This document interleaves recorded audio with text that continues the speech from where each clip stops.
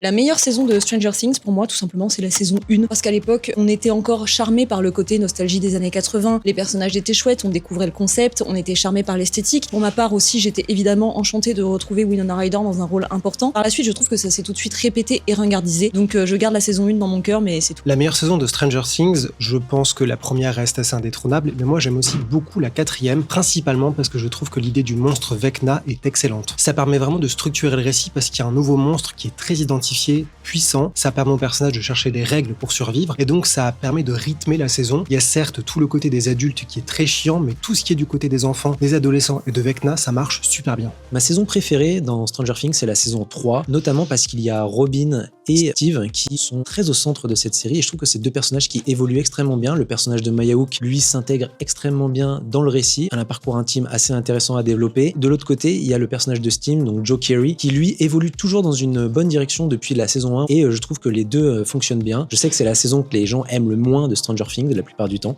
mais moi je pense que c'est ma préférée. Pour moi, la meilleure saison de Stranger Things, c'est la première. J'aime beaucoup tout le mystère qui est construit. Alors évidemment, il y avait déjà le côté très Spielbergien, mais je trouve qu'il y avait vraiment, dans cette saison-là en particulier, un vrai boulot de l'ambiance. Je trouvais le jeu des enfants extrêmement bien aussi. Je trouvais qu'il y avait une dynamique entre eux dans l'écriture qui était très très bien amenée.